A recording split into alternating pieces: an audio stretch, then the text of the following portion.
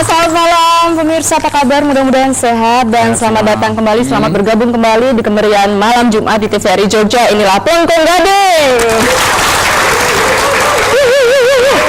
Hebat sekali malam hari ini sekali, dan kita patut memberikan apresiasi pada TVRI Yogyakarta ya. Sementara di TV lain itu malam Jumat identik dengan mistik-mistik, horor-horor. Kali ini benar. Menyenangkan sekali. Kita malam hari ini akan membicarakan sesuatu yang ada hubungannya dengan keluarga, Mas. Ya berarti kan, keseharian kita itu ya. Betul. Jadi keluarga ini kan bulan ini ada Hari Keluarga Nasional. Harganas ya? Ya, Harganas. Kalau kemarin harga naik, Harganas ini. Ada hubungannya, ada hubungannya. Iya kan, keluarga pasti yang paling kena dampaknya kalau harga-harga naik, ya nggak? Oke. Harga-harga naik semua ya Pak ya? Betul. Kerasa nggak? Kerasa nggak?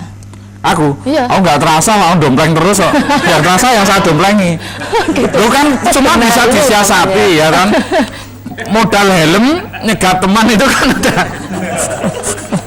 Oh, sudah gampang banget ya modalnya ya. Baik, tentu saja kita juga bersama-sama dengan seorang bapak yang sering banget hadir di sini, tapi kita tunggu karena sudah agak lama ya, beberapa bulan nggak ketemu ya. Beliau juga menjalankan efisiensi ya. Betul. Dari kemarin Semarang yang biasanya kundur ke Jakarta dulu, balik sini, ini enggak. Langsung karena dalam rangka efisiensi.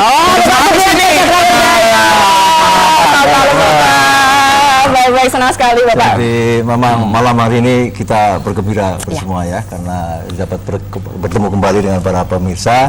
Di samping itu memang bulan Juni ini ada dua peristiwa penting ya. Pertama di Bojong ini hari 1 Juni ya, merupakan hari lahirnya Pancasila. Yang kedua tadi hari apa? Harga naik.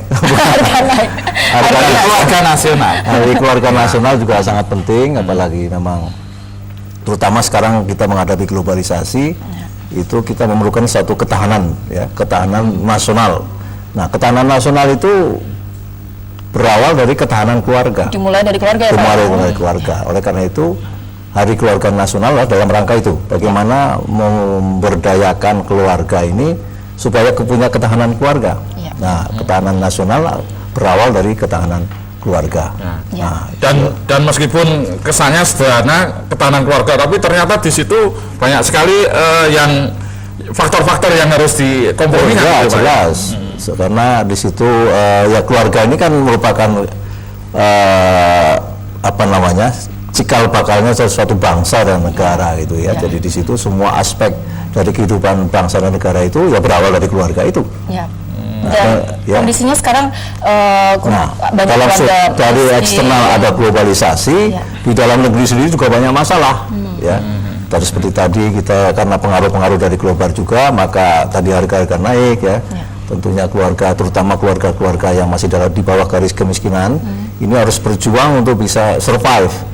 Nah, tidak hanya yang pas di bawah garis, yang pas garisnya juga pas di garisnya itu kita baik. Ya, dan malam hari ini kita punya tamu yang luar biasa. Kita akan segera berbincang-bincang dengan beliau ini, tapi sebelumnya pemirsa juga segera kita akan saksikan visual berikut tentang mendorong kemandirian keluarga. Ini yang penting dan topik pada malam hari ini. Mendorong kemandirian keluarga. Mari kita lihat. Keluarga adalah merupakan ruang utama di mana untuk pertama kalinya proses pencerdasan dilangsungkan. Tidak hanya itu saja, tetapi di dalam keluargalah situasi kesehatan dan kesejahteraan dipersiapkan. Oleh karena itu, apabila kita menginginkan tumbuhnya generasi dalam kondisi esok hari yang penuh kecerdasan, sehat, dan sejahtera, maka pada kehidupan dan lingkungan keluargalah kunci keberhasilan itu berada. Akan tetapi, mempersiapkan setiap keluarga agar mampu menjadi ruang kondusif bagi upaya penyiapan generasi ternyata bukan perkara mudah, apalagi jika menyangkut keluarga-keluarga miskin, keluarga tidak mampu, keluarga kurang beruntung, keluarga prasejahtera, atau apapun sebutan itu hendak kita berikan kepada mereka. Sebab bagi mereka, untuk memenuhi kebutuhan hidup minimal di bidang penyediaan makan saja masih menjadi persoalan sehari-hari. Penderitaan ini tentu kian tambah berat lagi pada saat harga kebutuhan pokok terus melonjak naik, mengikuti kenaikan harga BBM yang hingga hari ini masih terus menuai kontroversi. Berbagai bentuk program kompensasi terkait dengan kenaikan harga BBM seperti bantuan langsung tunai BLT memang telah dikucurkan. Akan tetapi pertanyaan kita kemudian, mampukah BLT menjadi sebentuk kompensasi bagi keluarga miskin? Di tengah begitu banyaknya program-program serupa yang diperuntukkan bagi mereka, yang disebabkan oleh tidak adanya koordinasi dan perumusan pendekatan yang tepat, program-program tersebut relatif tak banyak memberi arti, selain malah justru melahirkan tradisi dan budaya yang tidak produktif, seputar menunggu santunan sebagaimana yang kini begitu banyak dikucurkan tanpa agenda yang membebaskan. Ikan mahal, telur mahal, sayuran mahal, hidup susah, pusing.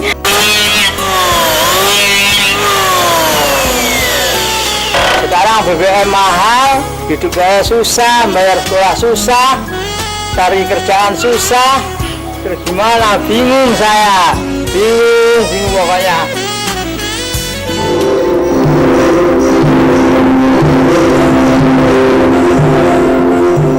Program-program. Ya, keceriaan semakin bertambah karena saya sudah berada di tengah-tengah ibu-ibu yang tentunya sudah berpengalaman mengelola keluarga. Oke. Nah, Mbak Linda belum. Ya, di sini ada Ibu Dr. Anda Sri Sarwasih. Selamat malam Ibu. Pakai mic bareng Ibu. Ya, Ibu Sri Sarwasih, Kepala Sekolah SLB Negeri 3 Yogyakarta. Selamat malam Ibu. Selamat malam. Ya, saya ngobrol dengan Ibu dulu ya Bu ya. Bu, tadi di opening maupun di cuplikan sangat terasa sekali dampak dari kenaikan BBM. Kalau di sekolah Ibu ada nggak Bu pengaruhnya Bu? Karena sekolahnya luar biasa ini Bu. Harga-harga luar biasa juga. Dampak kenaikan BBM tidak begitu terasa. Jadi ya kegiatan sekolah tetap saja dan siswa-siswa juga tetap saja sekolah karena kita punya bis antar jemput. Nah, bisnya yang pengaruh itu Bu. Mengantar anak-anak ke sekolah. Ya, tapi misalnya dari keluarga mereka ada nggak Bu yang sempat mendatangi sekolah barangkali? Dari keluarga mereka diantaranya ada yang minta dibebaskan dari uang sekolah. Ya. Namun kami memang sudah memprediksikan bahwa untuk sekolah kami ini sebagian besar anak-anak tidak bayar, jadi gratis. Wah, lah tepuk tangan, sekolah gratis ini ya. Ini sekolah gratis, yang lainnya para kandidat kepala daerah tuh baru taraf kampanye, kalau Ibu sudah menerapkan ya. Gitu ya. Ya. Kalau boleh tahu ini yang SLB itu kan ada yang A, B, C. Kalau di sini Bu? Ya. Ada yang bagian A itu tunanetra, ada buta total, dan ada yang low vision, bisa melihat tapi dalam jarak yang dekat. Kemudian ada tunarungu bagian B, kemudian ada tunagrahita bagian C, kemudian ada tunadaksa bagian D. Tunadaksa itu cacat fisik, tunagrahita itu cacat mental, kemudian yang tunarungu biasanya disertai dengan tunawicara. Tapi tadi A sampai D itu gratis semua itu Bu ya? Sebagian besar, tapi ada yang orang tua memberikan sumbangan sukarela. Ya, saya sempat ke sana dikira ada bidang baru, ada jurusan baru, dikira tunawajah ada juga.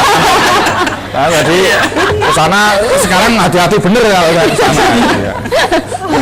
Ibu barangkali apa yang Ibu harapkan ke depan untuk di pendidikan SLB ini Bu? Harapan ke depan memang kami mempersiapkan anak-anak untuk bisa mandiri, dalam artian mereka ini bisa percaya diri, kemudian bisa tanggung jawab, dan juga mereka mengetahui perwujudan diri. Artinya di dalam perwujudan diri ini mereka mengetahui seberapa kemampuan mereka sehingga mereka bisa meraih cita-cita atau apa yang diinginkan. Oke, ya tepuk tangan untuk Ibu Sri Sarwasih. Saya pindah dulu Bu ke Ibu Suyati ya. Ibu Suyati ini pembantu pembina KB Desa. Ini Ibu Suyati. Masih pertanyaan sama Bu, dampak ekonomi dari kenaikan harga-harga dan lain-lain ini terasa nggak di Kalau di desa itu pada umumnya karena ekonominya itu tidak sama ya, karena ya ada yang bekerja di kantor, ada yang di sawah itu, jadi ya mungkin untuk kenaikan BBM itu mungkin untuk kalangan yang bekerja di pedesaan itu juga ada dampaknya itu, karena mungkin pada saat seperti ini itu karena penghasilan di kebun-kebun itu kan kurang ada gitu, dan mungkin untuk itu biaya anak itu agak kesulitan karena pengaruh BBM tadi. Misalnya mau sekolah yang kemarin naik kendaraan harganya bayarnya cuma 1.000, sekarang jadi 2.000, itu dampaknya begitu untuk di kalangan pedesaan itu. Mungkin disiasati separuh perjalanan jalan kaki, separuh jalan kaki. Ya, kalau Bu Suyati sendiri ini pembantu pembina KB, itu konsentrasinya di apa Bu? Mungkin ada spesialisasinya yang Ibu? Oh iya, untuk pembantu program KB itu kegiatannya banyak sekali itu Pak.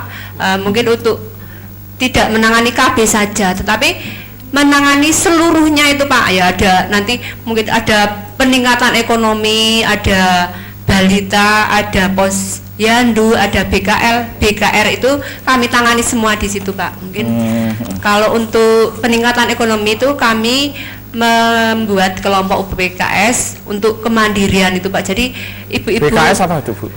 UPPKS, usaha peningkatan pendapatan keluarga sejahtera. Nah, itu antara lain itu dengan membina kelompok-kelompok di dusun itu, masing-masing itu mempunyai usaha, sehingga ibu-ibu di kampung kami khususnya itu semuanya punya usaha, sehingga mereka itu ekonominya jadi meningkat Pak. Jadi ya, tidak dan ada kemandirian itu ya. Iya, jadi mandiri gitu Pak. Bu, sudah pernah mendapatkan penghargaan tingkat nasional Pak? Alhamdulillah Pak. Baru tadi pagi saya pulang dari Jakarta dan kemarin saya mendapatkan juara 3 tingkat nasional. Oke, dari Jakarta ya. Sebetulnya kami ingin juara 1 Pak, tapi ya, ya baru sampai di situ. Ya cita-cita Bu, katanya cita-cita harus digantungkan setinggi langit. Padahal langit itu tidak ada gantungannya ya. Ya terima kasih Bu Suyati. Saya segera beralih ke Ibu Bambang Supandang, benar Bu? Subandang. Wah ini namanya, saya tadi sempat teringat Selayang Pandang. Ternyata ini Ibu Bambang Supandang. Subandang. Ini Ibu ini yang menggerakkan PKK juga nih Bu ya? Saya dari PKK Kota. PKK Kota, iya. Itu semua kota sudah pernah Ibu, semua lingkungan wilayah kota sudah pernah Ibu kunjungi? Sudah. Terus temuan di lapangan apa Bu yang menarik Bu? Banyak sekali Pak. Dengan kenaikan BBM ini, misalnya karena apa? Pertama-tama itu PKK itu merupakan agen daripada program perubahan sosial yang ada di masyarakat. Jadi sedangkan sekarang PKK itu mitra dari instansi, mitra pemerintah. Jadi tidak yang sudah harus jadi mau jadi kader di PKK itu harus betul-betul ya kerja keras, tulus terutama itu, Bu, ya. Tulus, ikhlas itu dan sosial. Jadi tidak padamu negeri betul Pak kalau kader PKK. Kami berbakti itu Bu, ya. Iya. Lalu dengar ini padamu negeri, yang lainnya yang mau masuk padamu ngeri ya. Karena takut nggak ada gaji kan ya Pak? Tidak Bu, tidak Pak. Kalau dengan kenaikan BBM ini justru kita kalau terjun ke wilayah itu ya memang dampaknya juga terasa sekali, ya terasa sekali. Apalagi kalau di kota ini baru melaksanakan untuk pilot project penanggulangan kemiskinan untuk 3 kelurahan. Itu di situ ya banyak sekali, terus terang Pak, dampaknya juga banyak, ya. Tapi dengan data-data kenyataan yang ada, kadang-kadang merubah perilaku dari mereka yang merasa miskin itu masih sulit Pak. Ya, ya biasanya dalam keterpaksaan atau keterhimpitan orang muncul kreativitas itu ada juga di PKK itu? Banyak Pak. Jadi kita dengan kenaikan BBM ini justru kita harus membaca diri. Kenapa kita putus asa? Itu mestinya tidak begitu, karena justru kita harus bagaimana caranya kita bisa menambah income untuk keluarga. Oke. Kagungan keterampilan. Baik. Begitu Pak. Jadi Iya. tidak boleh putus asa. Tidak boleh putus asa kuncinya. Ya, seperti itu sudah saya terapkan dari dulu, Mbak. Oh iya. Nggak pernah susah, nggak pernah bertopang dagu. Betul, nggak pernah ya? Selalu bersyukur Pak. Ya, terima kasih Ibu ya, Ibu Bandang, Bu Bambang, Bu Suyati, kemudian Bu Sri Sarwasih. Dan sebelum kita ikuti bincang-bincang lebih lanjut, kita saksikan dulu visual berikut ini.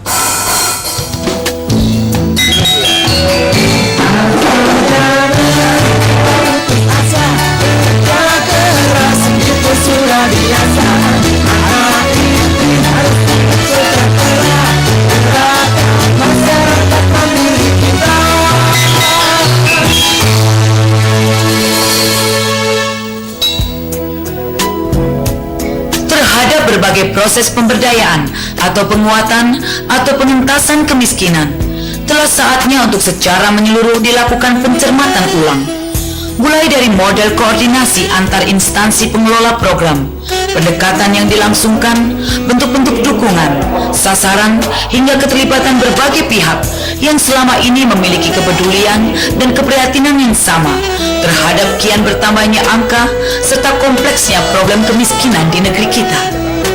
Sebab yang harus sama-sama kita sadari, kekeliruan pengelolaan agenda pemberdayaan bagi masyarakat miskin, terutama terkait dengan harapan besar peran dan fungsi keluarga-keluarga di dalam mempersiapkan generasi, akan berdampak cukup serius bagi terbentuknya karakter bangsa di masa depan. Ketika angka kemiskinan terus bertambah dan harga kebutuhan pokok sehari-hari kian tak terjangkau, maka sudah dapat dipastikan bahwa kelompok masyarakat yang kian dijauhkan dari proses pendidikan dan pencerdasan, kelompok masyarakat yang kian dijauhkan dari akses kesehatan, terpenuhnya gizi dan dukungan produktif prakarsa perekonomian, kelompok masyarakat yang berada di dalam kultur dan mentalitas kemiskinannya, kian menjadi gambaran nyata dari warga bangsa di negeri yang sesungguhnya memiliki sumber daya alam dan potensi produktif begitu kaya. Sedangkan bagi kelompok masyarakat yang lebih beruntung dan berkecukupan, akibat dari perkembangan peradaban yang kian melesat jauh dari dukungan nilai-nilai sosialnya terhadap agenda penyiapan generasi, tak luput pula dari ancaman hancurnya sendi-sendi solidaritas, kebersamaan, hingga menyambutnya pusat-pusat pertumbuhan yang tidak menawarkan pencerahan bagi moralitas sosial. Sehingga dengan atau tanpa analisis dan teori sosial yang ada, kita semua dapat dengan mudah memprediksi apa yang dapat diharapkan dari setiap keluarga di dalam mempersiapkan masa depan bangsa. Apabila sebagian besar jumlah keluarga di lingkungan kita pada hari ini tak habis-habisnya didera problema. Jadi kita harus memberikan kebijakan untuk menurunkan harga kebutuhan pokok. Bantuan langsung tunai itu bagus dari pemerintah, tapi sih buat rakyat miskin itu juga membuat rakyat miskin semakin menjadi semakin ketergantungan.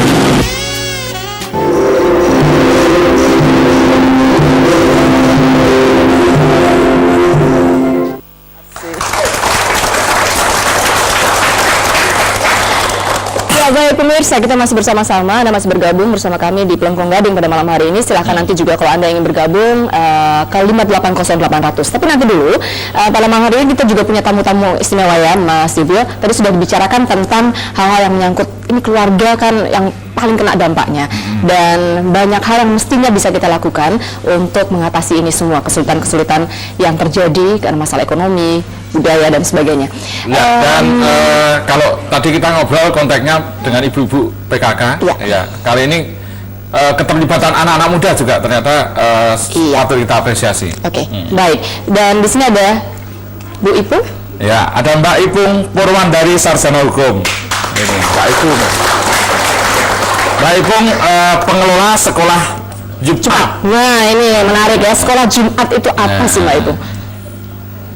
Kita mempunyai program di PKK Kabupaten Sleman itu sekolah Jumat, Ya. bukan sekolah hari-hari. Iya, sekolahnya khusus ya Jumat.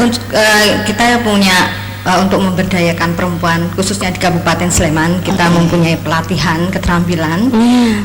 Ini mulai berdiri tahun 2001, jadi sebetulnya sudah lama. Ini kita memberikan pelatihan yang sifatnya untuk ibu-ibu kalau sekarang sudah tidak hanya ibu-ibu tapi juga remaja putri juga sekarang banyak sekali yang berminat untuk mengikuti, karena ini ternyata juga nantinya bisa untuk membantu meningkatkan ekonomi keluarga. Dan kita di sekolah Jumat bisa belajar segala macam keterampilan yang ada. Antara lain apa Bu? Antara lain ada sulam, aneka sulam, kemudian membuat bunga kering, kemudian yang boga kita belajar resep-resep yang khususnya untuk sekarang adalah berkaitan dengan ketahanan pangan. Jadi apa yang ada di sekitar kita. Jadi untuk tanaman lokal itu yang kita sekarang kita tingkatkan untuk membuat resep-resep yang baru. Jadi pisang tidak hanya dibikin menjadi pisang godok tapi sudah dikasih sale terus apa lagi Mas? es pisang itu ya, dan juga ya. Oke.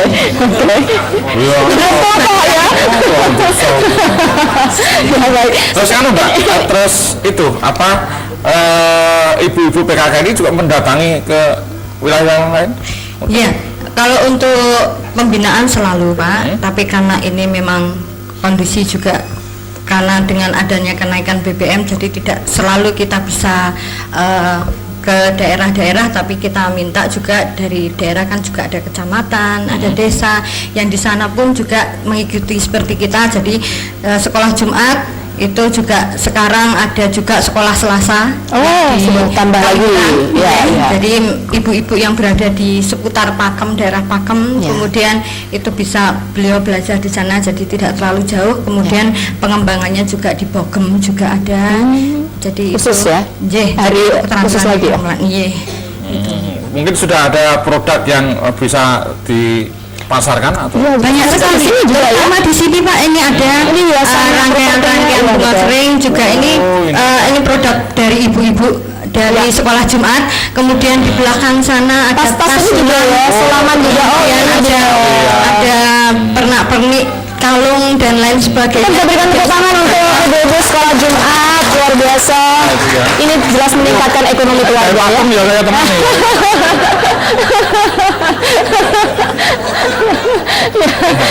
Selain itu kemudian ada juga untuk budidaya tanaman hias, karena lagi ngebum kemarin juga kita sesuaikan dengan tren yang ada. Waktu itu anturium gitu ya. Belajar mulai anturium. Ini anggrek juga dari kita itu.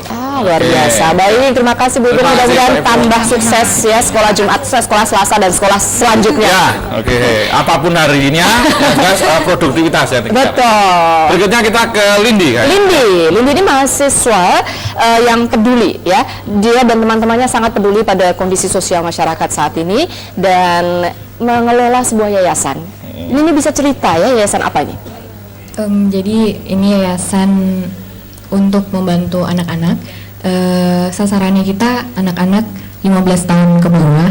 Jadi untuk anak-anak yang orang tuanya kurang mampu, terus anak-anak tersebut divonis penyakit yang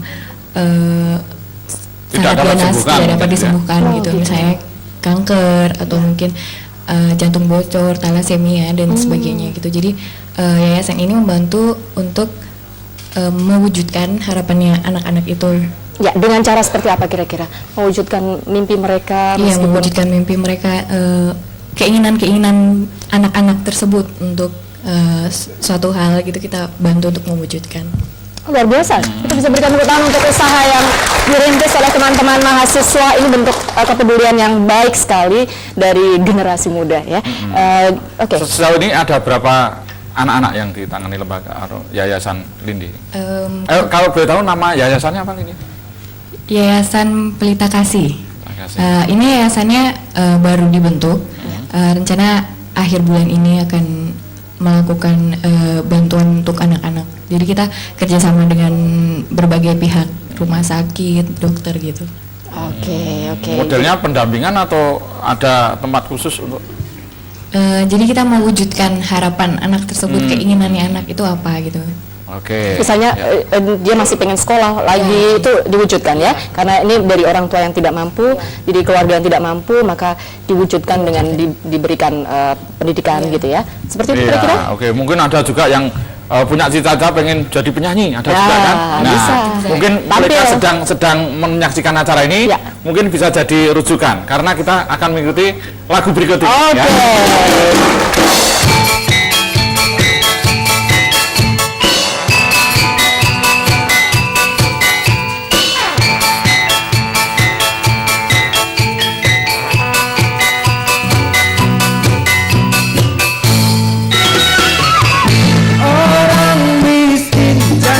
Kecil hati orang kaya, janganlah tinggi hati. Siapa tahu di hari depan nanti hidup kita pasti akan berganti.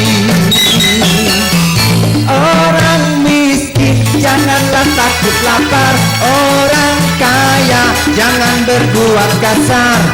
Siapa tahu ada rezeki nyasar, ikut ngantri kalau operasi pasar. Asal jangan kita putus asa, kerja keras itu sudah biasa. Anak istri harus hidup sejahtera, gerakan masyarakat mandiri kita. Orang miskin harus mandiri, orang kaya harus beri subsidi. Kemiskinan dulu berdiri, sejahtera janganlah miskin lagi.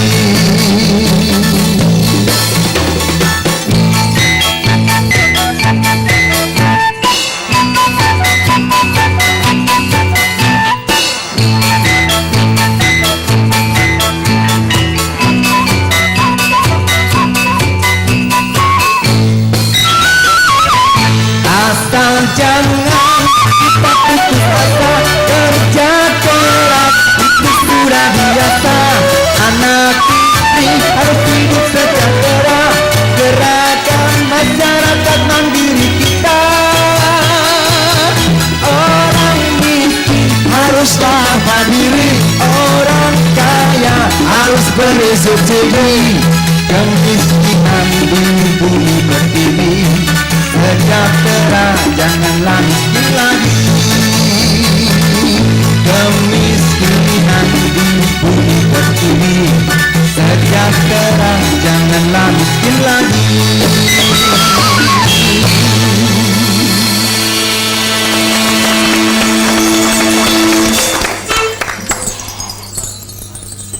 Ya pemirsa, kita masih bergabung di Plengkong Gading pada malam hari ini dan suasananya sedikit berbeda, lebih meriah, lebih heboh gitu ya. Mas Dibionya juga hari ini lebih seneng gitu. Loh, kata lagu tadi pesannya orang miskin jangan sedih hati. Ya. Udah miskin sedih kan lebih kasihan lagi itu loh. Ya. Baik, malam hari ini kita juga akan berbincang-bincang dan silahkan nanti pemirsa kalau Anda ingin bergabung bersama kami berinteraksi melalui 580-800. Tapi sebelumnya kita akan berbincang-bincang dengan tamu-tamu istimewa juga pada malam hari ini. Yang pertama adalah Ketua Tim Penggerak PKK Kota Yogyakarta, Ibu Diah Seminar. Selamat malam Ibu. Waalaikumsalam, senang sekali Ibu kembali hadir pada malam hari ini. Dan juga ada tamu kita yang lain adalah Kepala BKKBN Provinsi Daerah Istimewa Yogyakarta, Ibu Insinyur Ambar Rahayu MNS. Selamat malam Ibu. Selamat malam. Terima kasih. Ya, ini kita akan berbincang-bincang tentang keluarga sekali lagi ya, mendorong keluarga mandiri ya Mas Dibio. Baik ke Bu Diah.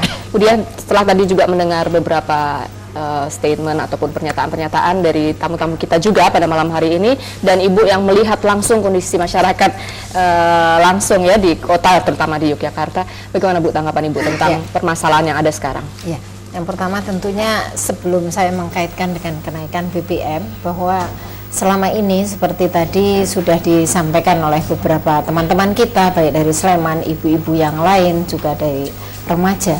Itu sebetulnya sudah suatu bentuk pemberdayaan masyarakat atau masing-masing dari komunitas-komunitas tertentu untuk menuju suatu kemandirian ini Mbak Linda yang perlu kita apresiasi, kita hargai. Nah, apalagi sekarang kondisi BBM naik ini lebih menjadikan masyarakat resah dan banyak permasalahan tentunya yang terjadi. Tapi satu hal tentunya bahwa yang harus kita sampaikan bahwa harga BBM naik ini saya kira tidak hanya di Indonesia, seluruh negara lain juga mengalami hal yang sama. Itu harga pangan ya Bu ya? Ya, harga pangan. Saya kira Amerika Serikat pun merasakan hal seperti ini sehingga, dan yang kedua, kondisi ini pun harus kita sadari bahwa tentunya pemerintah itu punya banyak keterbatasan, sehingga saya berharap tadi hal-hal yang sudah kita lakukan akan kita perbanyak lagi. Satu tadi saya catat dari Ibu Bambang bahwa kita perempuan atau PKK di sini diwakili oleh PKK di semua wilayah, saya kira merupakan suatu agen perubahan. Ini harus diteruskan. Ketika jaringan ini makin besar, institusi ini makin walaupun pada negeri tadi ya, Mas Dibio ya, tetapi harus ada kesadaran untuk memberikan bantuan sebagai agen perubahan itu. Oleh karenanya pemberdayaan melalui keluarga dalam kondisi seperti ini itu harus yang serba sulit itu makin ditingkatkan. Nah, saya kira itu yang perlu. Kemudian kepedulian terhadap sesama, karena kita bicara tadi menunggu bantuan pemerintah atau bantuan yang lain itu saya kira sesuatu yang tidak abadi, yang umurnya tidak panjang. Justru tadi dengan bagaimana kita punya kreativitas, punya inovasi, punya tambahan keterampilan, justru yang lebih panjang usianya untuk kesinambungan kehidupan keluarga. Ya, baik. Oke, ini mungkin nyambung juga masalah kesinambungan. Dari program-program yang sudah diterapkan di PKK itu juga berkesinambungan juga. Artinya ketika sudah ada pelatihan, misalnya taruhlah pandai merangkai bunga, terus itu jadi begini, yang dilakukan di PKK Kota ketika kita melaksanakan sebagai contoh gemar menanam, karena kota tidak seperti Sleman atau kabupaten lain, lahannya sangat terbatas. Kita namakan suatu program gemar menanam. Semua warga gemar dulu menanam. Setelah itu kita lanjutkan dengan menanam apa kira-kira yang punya nilai ekonomis. Setelah itu ditanam tanaman hias dengan lahan yang terbatas. Setelah itu ada suatu ajang bahwa tanaman hias itu bisa dijual. Jadi dari satu wilayah ke wilayah lain tidak boleh saling meminta, tetapi justru ini harus membeli, Mas Dibio. Nah, dan kita fasilitasi dengan pameran dan hal-hal yang lain supaya dia bisa menjual tanaman hias tersebut. Jadi pemasarannya ada juga ya Bu ya? Ya, itu bentuk suatu kesinambungan. Ini saya rasa juga merupakan bentuk kita ingin budayanya juga berubah ya Bu ya, budaya untuk mau menanam sehingga sejuk suasananya di sekitar rumah sampai lingkungan yang lebih besar lagi. Ini karenanya kesinambungan itu memang bertahap. Menanam dulu, suka menanam, kemudian menanam apa yang punya nilai ekonomis, kemudian yang lebih lanjut lagi bahwa menanam itu punya kemanfaatan untuk lingkungan. Ya, itu dia. Jadi ini gregetnya bisa macam-macam, biasanya kemana-mana. Tidak hanya masalah ekonomi, tapi juga budaya dan seterusnya. Baik, kita ke Bu Ambar ya. Tadi disebut-sebut juga oleh Bu Suyati bahwa dengan kesulitan ekonomi sekarang, misalnya masyarakat akses pendidikannya jadi terbatas dan sebagainya. Akses kesehatan seperti apa Bu Ambar? Ya, saya rasa juga sama halnya dengan pendidikan. Namun akses yang sulit ini kan sebetulnya bisa dijangkau apabila di antara keluarga sendiri justru ada gotong royong. Oleh karena itu di dalam satu masyarakat, kalau keluarga yang satu dengan yang lain saling peduli, maka dengan adanya sistem gotong royong inilah nanti akan mempermudah kesulitan-kesulitan masyarakat, khususnya keluarga dalam menjangkau akses pelayanan kesehatan dan pelayanan yang lain, termasuk pelayanan KB. Karena dengan keterbatasan pemerintah untuk menjangkau kepada seluruh masyarakat, bahkan keluarga-keluarga yang di daerah terpencil, dengan adanya kepedulian tetangga dan keluarga ini, mudah-mudahan kesulitan ini bisa diatasi. Nah, oleh karena itu tadi juga sudah disinggung bahwa pada bulan Juni ini, pada tanggal 29 ini adalah hari peringatan Hari Keluarga Nasional, yang nanti acara puncaknya akan dilaksanakan di Jambi, di Kabupaten Tanjung Jabung. Nah, itu yang nasional. Nah, setelah itu nanti kami di tingkat provinsi juga akan menyelenggarakan acara puncak juga untuk Harganas yang dipadukan dengan bulan bakti gotong royong masyarakat. Nah, ini sebetulnya inti dari peringatan ini untuk mengingatkan masyarakat supaya mereka secara mandiri berpartisipasi di dalam membangun keluarganya. Membangun keluarganya tidak hanya dalam sisi ekonomi saja, tetapi juga bagaimana mereka merencanakan suatu keluarga yang ideal yang nantinya juga bisa mewujudkan keluarga kecil bahagia sejahtera. Nah, itu yang kita inginkan. Masih slogannya masih 2 anak cukup Bu? Nah, slogannya 2 anak lebih baik. Oh, 2 anak lebih baik sekarang ya. Gitu loh Mas. Yang itu sayangnya slogan itu baru akhir-akhir ini kok Bu. Ya, coba kalau dulu 2 anak lebih baik, berarti aku baik juga itu loh. Paling nggak casingnya lah ya. Tapi apapun itu ya Pak, yang penting kita seperti tadi sudah kita membudayakan budaya menanam ya. Dengan menanam tidak hanya lingkungan yang terasa perubahannya, tapi juga perilaku kita. Karena orang menanam tuh butuh keharusan, terus butuh kesabaran dan lain-lain. Ya, itu dia makanya budayanya juga terbentuk ya, lebih baik. Meskipun di rumah tuh kelihatannya gersang ya Pak ya, tapi menanam kebaikan itu saya lakukan setiap hari. Betul, yang kita harapkan. Mas Bianto ada catatan tentang ini tadi Bapak. Iya, memang menarik sekali ya bahwa dalam rangka kesamaan gender ini perempuan, ibu-ibu sekarang itu tidak hanya mendidik anak di rumah sebagai ibu rumah tangga, tapi juga melakukan kegiatan-kegiatan seperti dikatakan oleh Bu Dian dan Bu Ambar tadi ya. Tetapi saya kadang-kadang berpikir juga bahwa di dalam karena pengaruh global tadi ya, ternyata bukan saja globalisasi ini di bidang ekonomi, tetapi juga membawa serta beberapa nilai-nilai dan juga hal-hal lain yang sangat negatif yang bisa merusak keluarga, seperti tadi keluarga jadi tidak bahagia, terutama anak-anak. Jadi barangkali kasus-kasus yang menarik akhir-akhir ini seperti adanya geng-geng wanita di pagi, narkoba, ya. Kita bisa membayangkan kalau kita punya anak kemudian menjadi pencandu narkoba, terus terlibat dalam geng-geng semacam itu.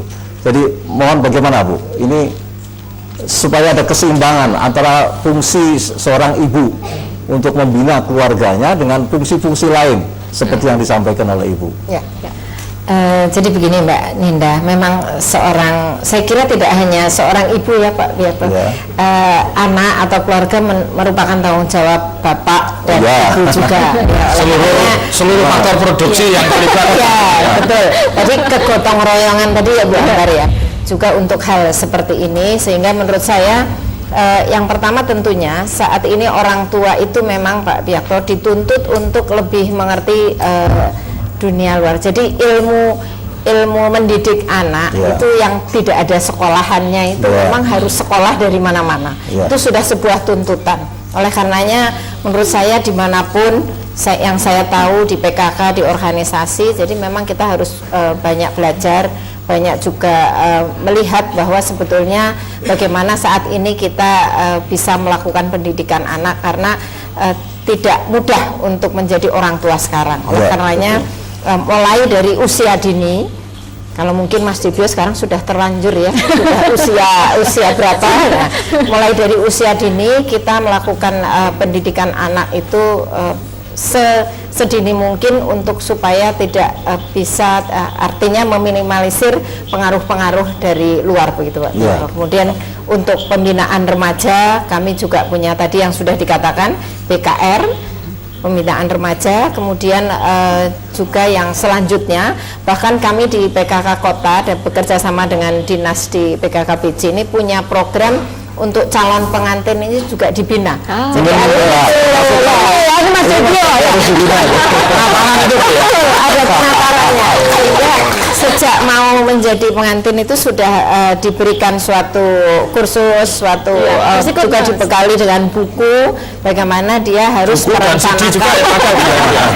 Ada, tentunya kesehatan reproduksi sudah menjadi nomor 1. Tetapi karena saya lihat bahwa calon pengantin itu kalau ditanya kira-kira nanti apa bayangannya kalau sudah akan menjadi seorang ibu atau si bapak akan mempunyai anak, tidak tahu imunisasi Pak, tidak tahu tentang tentang bagaimana harus merawat anak, bagaimana kira-kira biaya berapa yang harus dikeluarkan. Nah, supaya tidak ada salah kalkulasi untuk menjadikan generasi jangan-jangan begitu dapat pengarahan penataan jadi takut mundur lagi. Tapi Bunda ini sangat mengikuti tren juga ya, jadi biar nggak kalah dengan anak-anak yang diasuhnya, beliau juga aktif punya blog juga. Salah satunya itu supaya saya tahu sebetulnya anak muda kalau ngobrol apa saja. Eman juga termasuk mendownload lagu. Tapi lagu yang satu ini sudah diikuti, Bu? Ya baik, ini sebuah lagu yang akan dinyanyikan oleh teman-teman dan juga pengajar dari Sekolah Luar Biasa Negeri 3 Yogyakarta. Luar biasa, kita tepuk tangan untuk mereka. Betul ya Bu Sri ya, anak-anak ini sangat luar biasa dan kita sangat bisa nyanyi bersama dengan mereka. Ini dia, lilin-lilin kecil.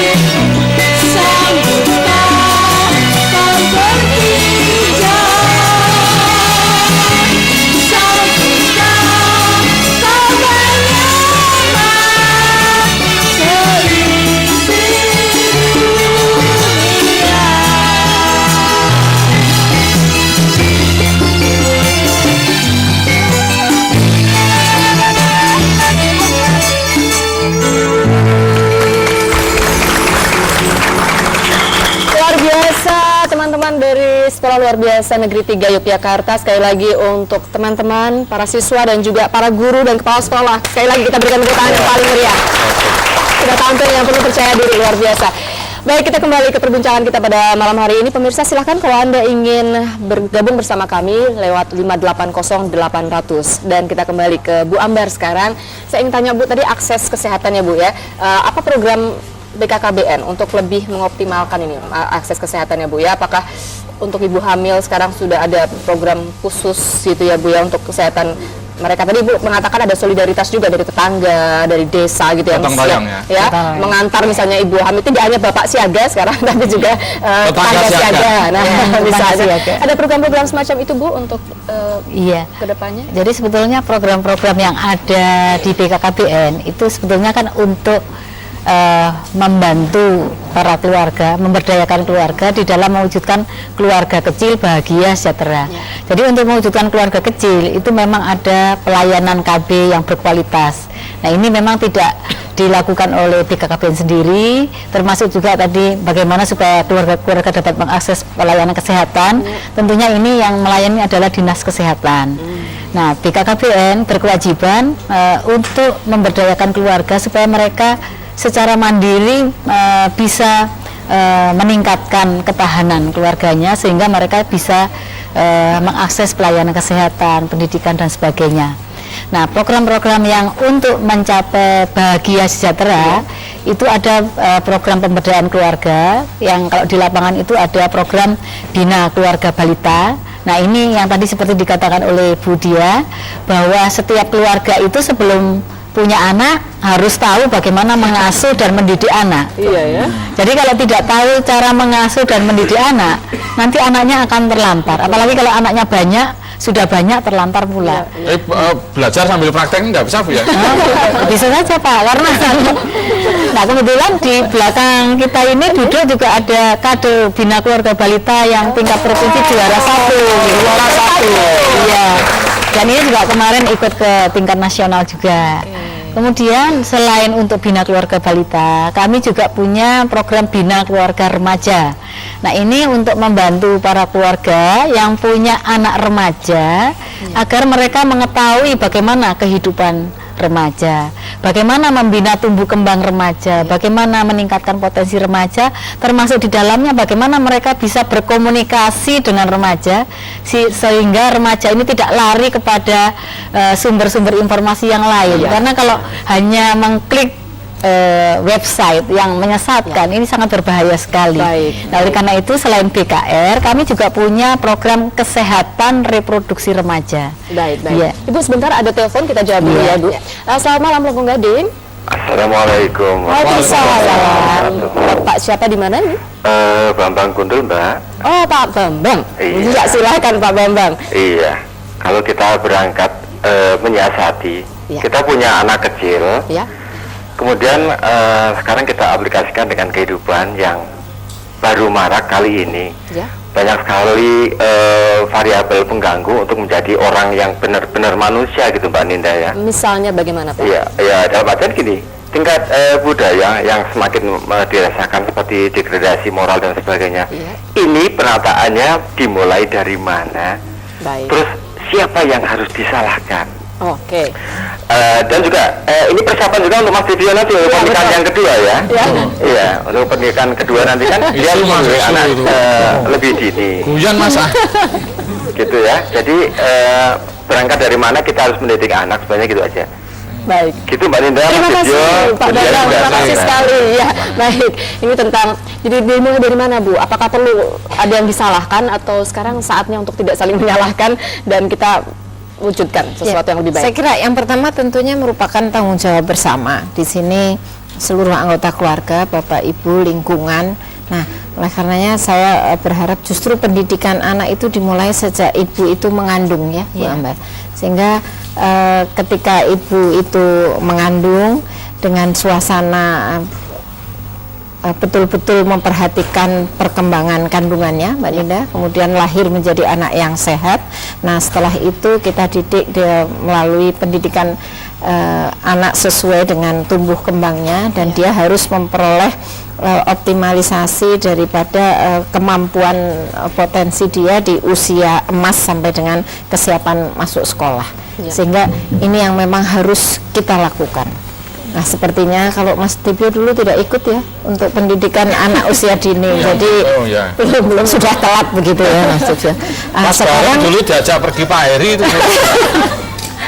Sekarang kebetulan pendidikan anak usia dini itu sudah dilakukan kalau di kota sudah hampir di seluruh wilayah, sehingga kalau menurut hemat saya memang sejak ibu mulai mengandung ini suasana keluarga maupun si ibu sendiri itu sudah sadar akan bagaimana untuk mempersiapkan kelahiran anaknya. Baik, ini memang awal ya Bu ya, sehingga nanti dalam tumbuh kembangnya anak ini betul-betul bisa diharapkan tidak tadi seperti ada kekerasan yang Pak Subiakto juga sampaikan, ada narkoba dan sebagainya, juga Bu Amber sampaikan mengakses sesuatu yang sebetulnya bisa keluarga yang memberi, tapi karena tidak ada ya jadinya cari-cari kemana-mana gitu ya Bu ya, lewat internet. Baik, sebelum kita lanjutkan perbincangan berikutnya dan itu masih akan sangat menarik, kami undang juga untuk Anda bergabung melalui 580 800. Kita akan saksikan yang satu ini. Margaria Batik, gerai pelopor motif tradisional Yogyakarta. Busana batik eksklusif dan elegan maupun bercorak inovatif tersedia di Margaria. Margaria Batik tempatnya artistik dan nyaman. Margaria Batik, cipta-citra batik dan eksklusif. Jalan Ahmad Yani nomor 69 Malioboro, Yogyakarta.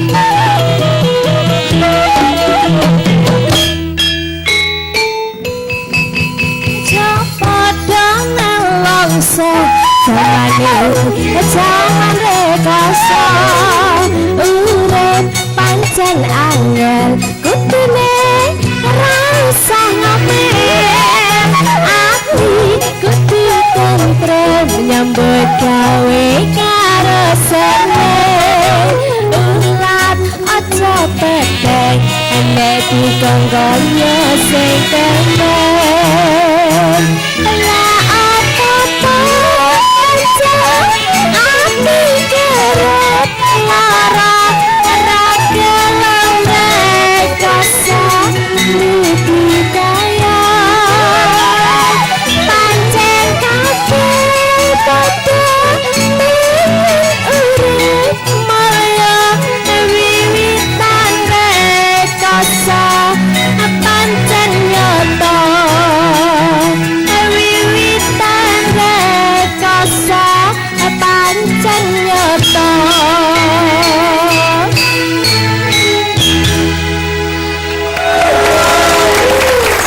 Aduh, menarik sekali. Ojo podo nelongso ya. Memang zamannya zaman rekoso tapi nggak ngomel-ngomel, tapi kita melakukan sesuatu. Begitu ya Pak Subiakto ya? Iya, baik. Mas Debi gimana? Iya.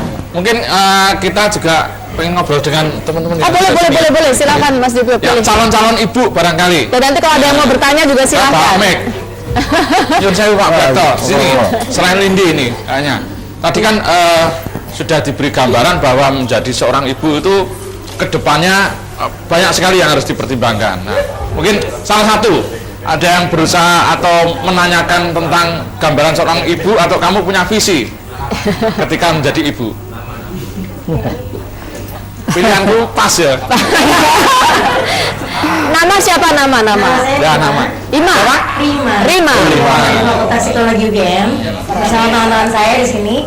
Oke, kalau mungkin ditanya visi saya sebagai seorang ibu, tentunya sih pasti yang baik-baik ya, gitu kan. Inginnya pasti yang jadi ibu yang baik. Dimana kan saya di sini belajar psikologi, pengennya sih bisa menerapkan ilmu saya di kampus biar biar anak saya juga bisa berkembang dengan baik seperti itu. Kalau konfliknya sih pengennya sambil jalan, biasa kita bisa lakuin kayak gitu. Energik ya Mbak ya, ini besok mesti kelahirannya normal ini ya.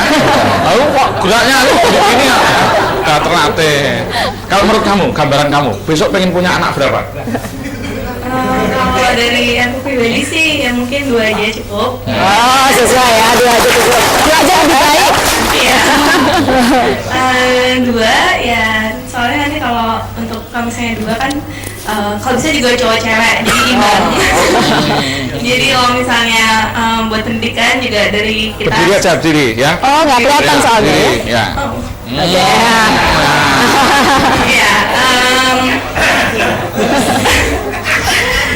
Jadi untuk misalnya memberikan pendidikan itu akan jauh lebih memungkinkan, apalagi kayak yang balik ke tema awal tadi kan harga BBM juga naik gitu kan. Pendidikan pasti nantinya akan naik. Sekarang baru kita 20 tahun ya. Ntar nikah ya paling berapa ya? 3 tahun lagi gitu. 3 tahun lagi.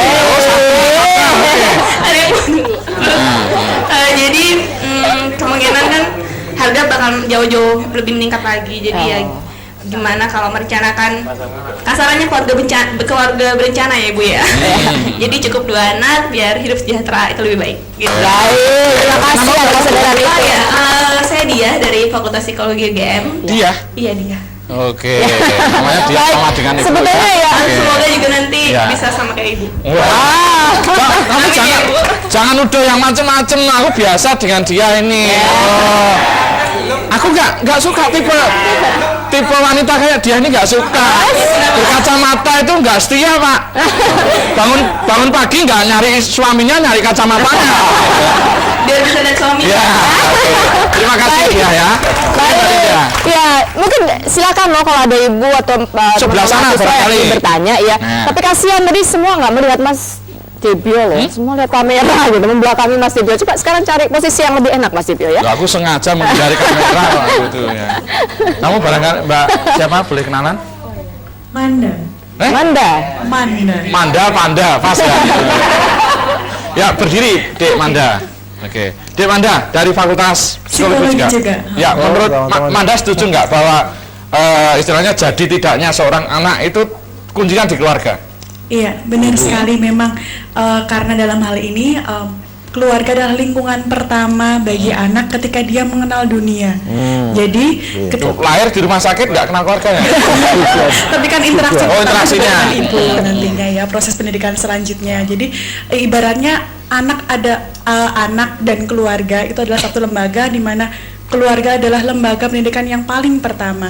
Jadi apapun informasi yang dari luar datang kepada anak sebenarnya memang keluarga mempunyai peran penting dalam hal ini gitu. Jadi benar sekali kalau keluarga itu adalah yang terpenting. Bagus sekali pernyataannya ya. Ya, terus mungkin ada manajemen khusus untuk keluarga. Di psikologi ada juga mata kuliah itu? Iya, ada mata kuliah psikologi keluarga ya. Memang kami belajar tentang itu dan di sini senang sekali juga dilibatkan di sini, mungkin bisa menggali ilmu lebih banyak lagi dari ibu-ibu semua di sini. Ada yang mau ditanyakan ke Bu Ambar atau Bu Dia? Silakan, kalau mau tanya. Kamu kan mereka praktisi juga. Coba tanya apa? Ini Bu, terkait dengan tadi masalah Ibu praktisi juga di tentang kesehatan reproduksi remaja juga ya Bu ya. Nah, yang menarik di sini adalah saya pengen bertanya terutama dengan ya Ibu tahu lah remaja-remaja zaman sekarang ini kayak gimana. Nah, seringkali yang menjadi kendala itu adalah komunikasi antara orang tua dengan anaknya. Dan dari pola komunikasi yang boleh kita bilang kadang orang tua kan berbeda zaman dengan anak, apalagi sekarang zaman terus berganti, generasi muda juga sudah tidak seperti dulu lagi begitu. Jadi seringkali pola komunikasi yang tidak cocok ini membuat anak itu merasa, wah orang tua kok ternyata mempunyai tuntutan lebih terhadap diri saya tidak dicintai, saya tidak disayangi. Nah, hal ini yang merasa dia kok saya lebih disayangi oleh teman-teman saya, padahal teman sebaya belum tentu dalam perspektif orang tuanya bagus gitu. Kadang-kadang dia merasa dicintai oleh komunitas yang katakanlah ya ada komunitas yang suka mengkonsumsi narkoba seperti itu. Nah, bagaimana ini Bu membina pola komunikasi yang baik seperti itu? Apakah harus orang tua juga ikut sama seperti anaknya? Sebagai kawan barangkali ya. Seperti itu atau bagaimana step-stepnya mungkin itu bisa dibagi kepada Terima kasih. Terima kasih ya. Terima kasih. Langsung silakan Bu Ambar dan Bu Dia. Ya, ini kalau remaja-remaja di Indonesia itu seperti mahasiswa-mahasiswa yang dari UGM ini, wah hebat luar biasa. Karena barangkali tidak usah bekerja keras untuk mengajak semua remaja untuk tahu tentang kesehatan reproduksi remaja. Jadi tadi disampaikan oleh adik Manda, ya namanya cantik sekali seperti orangnya, bahwa bagaimana supaya orang tua ini bisa berkomunikasi dengan remaja dengan baik.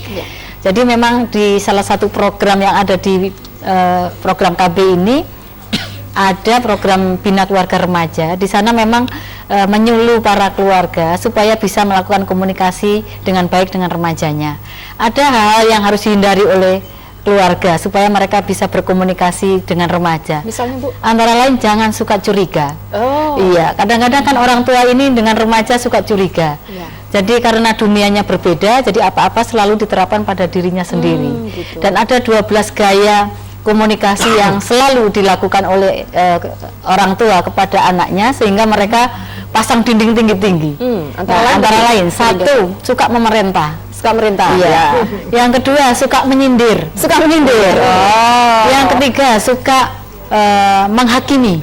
Iya. Kemudian yang keempat, suka membanding-bandingkan. Betul. Nah, biasanya kakakmu itu loh. Iya, betul. Kemudian yang lain ada suka menyindir, suka membanding-bandingkan, menganalisa. Oh, kamu pasti pulang malam ini pergi sama pacarmu ya. Gitu. Dan ada 12 macam sebetulnya gaya-gaya komunikasi yang harus dihindari oleh orang tua. Iya, baik. Wah, menarik sekali ya. Langsung semuanya setuju. Oh ya. Setuju kan? Mantap ya. Oke, Bu Dia silakan menambahkan Bu. Mungkin di benak adik-adik, oh ya seperti ibu saya yang di rumah. Pengalaman saya, karena saya mempunyai program untuk membina anak-anak kos dari seluruh daerah di seluruh Indonesia. Jadi saya pernah dan kita terus lakukan berkunjung ke 36 provinsi. Memang seperti ini Mbak Ninda. Jadi bagaimana mereka merasa kalau saya bicara terlalu banyak, Bu jangan seperti ibu saya di rumah. Sehingga kata Bu Amber betul. Oleh karenanya saya memang ini sebagai orang tua saat ini harus terus merekayasa, terus belajar bagaimana komunikasi yang efektif ini terjadi di antara putra dengan orang tuanya. Oleh karenanya banyak belajar, banyak mengerti dunia anak, sehingga kita bisa berlaku sebagai sahabat. Tapi kadang-kadang saya juga ingin adik-adik, kami mungkin tidak lebih pandai, tapi kita hidup lebih lama, sehingga kadang-kadang seorang ibu atau bapak merasa disepelekan karena banyak hal yang ketidaktahuan tentang dunia remaja. Nah, ini yang sebetulnya harus didiskusikan, tidak perlu kita saling menghindar atau malah justru lebih jauh. Ada satu hal yang menarik bahwa saya pernah membina adik-adik KKN tematik, tadi konsep sebagai ibu ya. Saya ajak ke pendidikan anak usia dini, mereka langsung tercengang, Bu, selama hidup saya belum pernah ngomong, bagaimana ini nanti menghadapi anak-anak kecil. Ini menarik menurut saya. Jadi ya. Terima kasih sekali. Dan ada penelpon, kita jawab dulu. Selamat malam Lengkung Gading. Selamat malam. Selamat malam, dengan Bapak siapa di mana? Jadi Jambusari. Iya, silakan Pak. Ini kepemimpinan orang tua ini sebetulnya ing tut aja sebetulnya. Itu 3 tadi ya, ing tut. Iya. Jadi ing ngarso sung tulodo itu. Iya. Kemudian ing madya mangun kartonya itu. Tuturi handayaninya itu. Ini falsafah Jawa ini memang diajarkan Ki Hajar Dewantara ini. Iya. Itu juga artinya itu pendidikan nasional, artinya kita sebenarnya mendidik anak-anak kita kan. Iya. Itulah yang diterapkan. Artinya bagaimana orang tua bisa di depan tuh nyontoni. Orang akun lah, sebenarnya gitu kan. Tidak NATO lah, not action talk only. Jadi kalau dia menyuruh sholat, dia sendiri nggak sholat, nuntewu ya, pendidikan di rumah saja. Itu nggak akan dilihat oleh anak-anak itu. Ya, baik. Yang pertama, ingmatio. Di tengah-tengah itulah orang tua itu bisa dia sebagai sahabat, sebagai teman, artinya tidak loyo, artinya begitulah. Supaya ada ketentraman jiwa si anak itu. Ya. Kemudian ini tadi atuturi handayani. Ya. Artinya melepaskan anak welcome saja. Apalagi sekarang kan dunia anak-anak ini kan dunia sudah internasional ya. Iya. Jangan terlalu curiga, tadi Ibu tadi bilang, wah jangan terlalu curiga, welcome saja oleh orang tua sebetulnya loh. Ya, baik. Oleh sebab itu monggo orang tua ini mari kita selalu mengupdate diri dengan suasana sekarang, jangan sampai kan suasana zaman Jepang sama Belanda dulu, jangan. Nah, Assalamualaikum warahmatullahi wabarakatuh. Ya, baik. Terima kasih sekali. Kita akan lanjutkan perbincangan yang menarik ini setelah yang satu ini. Profesional digital foto berembang pada foto. Melayani cetak foto digital dengan hasil tajam dan warna yang cerah dengan menggunakan mesin digital tercanggih dan termodern pertama di Yogyakarta. Foto juga melayani penjualan kamera digital dan analog bergaransi resmi.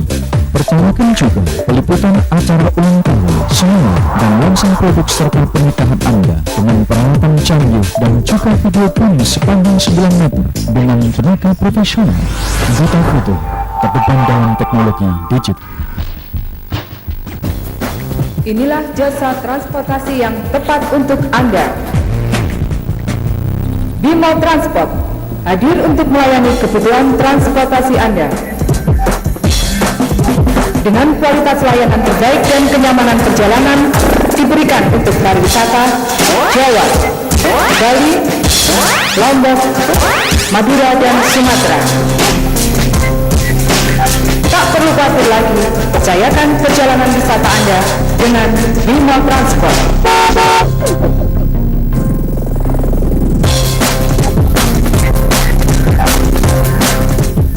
Hal-hal yang akan atau bisa kita sampaikan beberapa contoh-contoh Rasulullah dan sahabat Rasul, tentunya beberapa poin-poin tadi ini hanya saya rangkai dengan bahasa yang huruf-huruf yang mudah diingat saja. Misalkan seseorang itu kan kerja shift ya, kan ada pagi, sore atau malam. Seseorang yang pengen sehat hendaknya mentaati saran-saran orang yang pandai di bidangnya. Saksikan Sentuhan Kolbu setiap Jumat pukul 19.30 hanya di TVRI Jogja.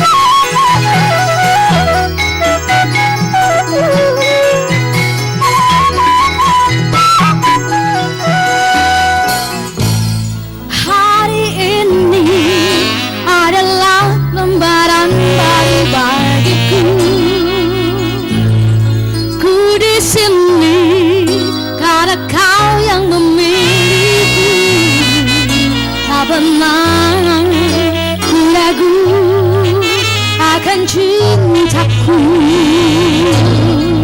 inilah diriku dengan melodi untukmu.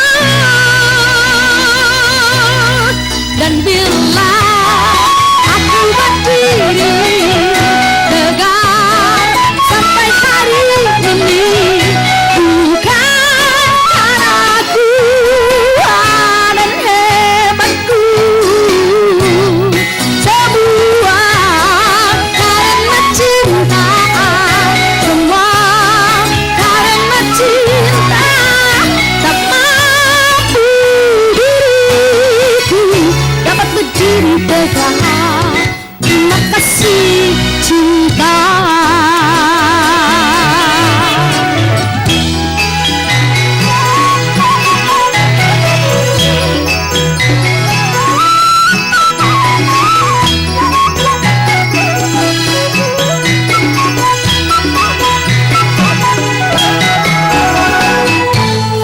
Hari ini adalah lembaran baru bagiku. Ku di sini karena kau yang memilihku. Tak pernah ragu akan cintamu. Inilah diriku dengan melodi untukmu. Dan bila aku berdiri tegak sampai hari ini, bukan karena kuat dan hebatku, semua karena cinta, semua karena cinta. Tak mampu diriku dapat berdiri tegak. Terima kasih cinta.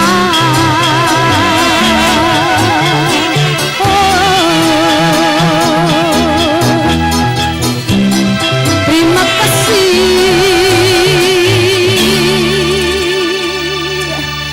cinta.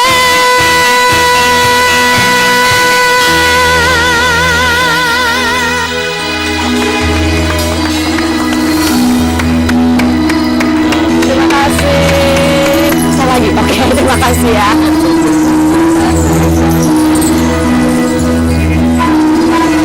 Ya baik pemirsa, semakin malam semakin menyenangkan saja perbincangan kita pada malam hari ini. Terima kasih tadi yang sudah menelpon.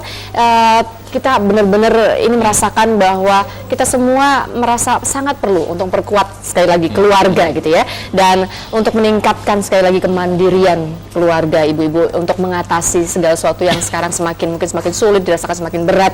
Ini kita mulai dari keluarga ya Bu ya. Sekali lagi Ibu Budiah dan Bu Ambar bisa memberikan masukan juga dan juga himbauan barangkali untuk masyarakat, selain tidak boleh kita menggantungkan hanya dari pemerintah, apa saja yang bisa kita lakukan ya Bu ya. Harapan saya kepada seluruh keluarga bahwa keluarga di Yogyakarta khususnya daerah istimewa Yogyakarta, bahwa keluarga adalah sebuah lembaga yang paling kuat untuk setiap anggotanya menuju hal-hal yang lebih baik, termasuk dalam hal ini menghadapi hal-hal yang sulit dan menyelesaikan segala sesuatunya. Jadi marilah bergandengan tangan, saling berkomunikasi untuk memperkuat institusi keluarga. Demikian Mbak Nina. Iya baik.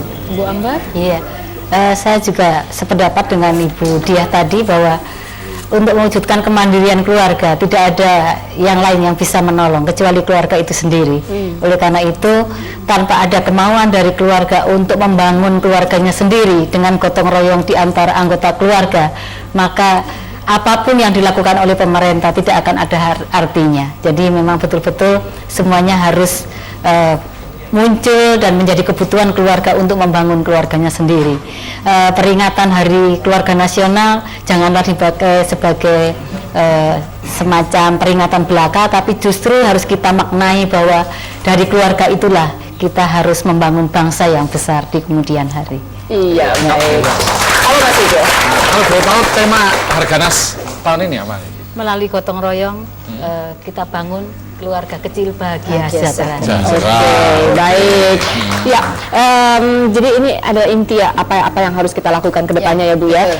Dan perwujudannya bisa macam-macam, dalam arti kita dari keluarga dulu kita mulai, kemudian juga masyarakat secara bergotong royong, mari kita membentuk keluarga-keluarga inti yang bahagia dulu, yang sejahtera dan karena dan kuat ya. basis dari semuanya ya Mbak Dina. Ya. Dan kita juga saling melihat kiri kanan ya, mana yang bisa kita bantu, mana yang bisa kita tingkatkan begitu ya. Baik Pak Subiakto, ada hal khusus yang ingin disampaikan Bapak? Tidak ada, saya kira saya yang ingin menggarisbawahi apa yang diharapkan dari ibu-ibu tadi, bahwa Hari Keluarga Nasional ini kita jadikan momentum Bu ya, untuk terutama para masyarakat di Yogyakarta ini Bu ya, di seluruh provinsi Yogyakarta ini, untuk tadi bersama-sama gotong royong untuk memperkuat keluarga ya, karena tadi dari diskusi tadi, dari dialog tadi, kita bertambah yakin ya bahwa basis ya ketahanan bangsa itu adalah ya keluarga tadi.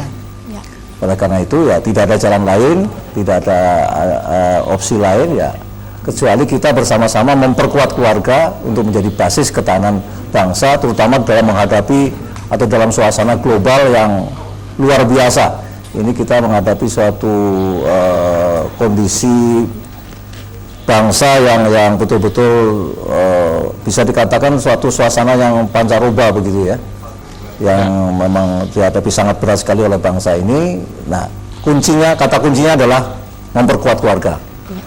Ya, ketahanan keluarga ini harus betul-betul dibangun bersama-sama dan harus secara bersama-sama dengan gotong royong.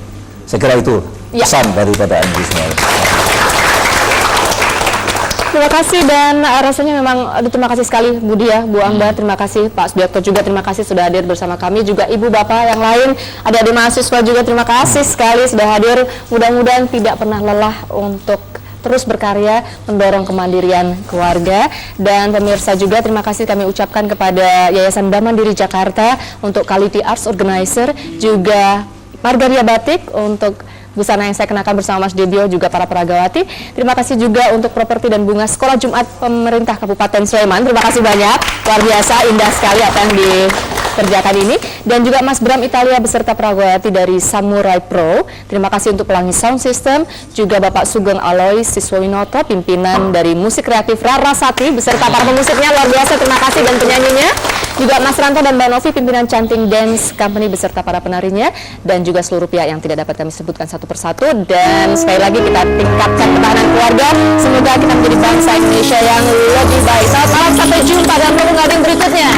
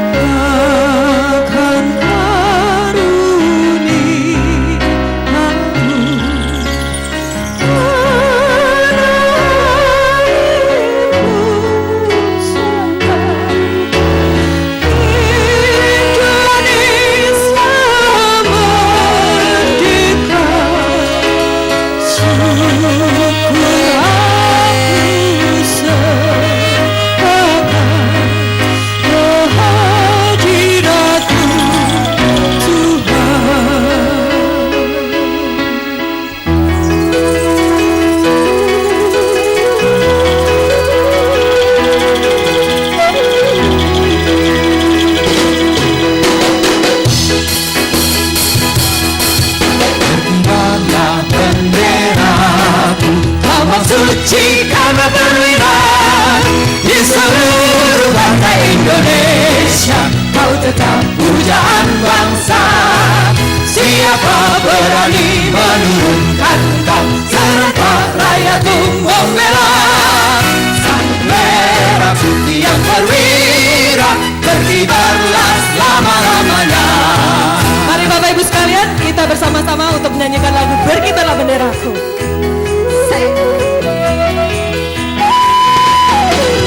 Berkibarlah benderaku, lambang suci gagah berwira di seluruh bangsa Indonesia. Kau tetap pujaan bangsa. Siapa berani menurunkan kau? serta rakyatku membela. Sang merah putih yang perwira, berkibarlah selama-lamanya, berkibarlah bendera. Lambang suci gagah perwira di seluruh bangsa Indonesia. Kau tetap pujaan bangsa. Siapa berani menurunkan engkau, serentak rakyatku membela. Sang merah putih yang perwira, berkibarlah selama-lamanya, berkibarlah benderaku. Lambang suci gagah perwira di seluruh bangsa Indonesia. Kau tetap pujaan bangsa. Siapa berani menurunkan engkau, serentak rakyatku membela. Sang merah putih yang perwira, berkibarlah selama-lamanya.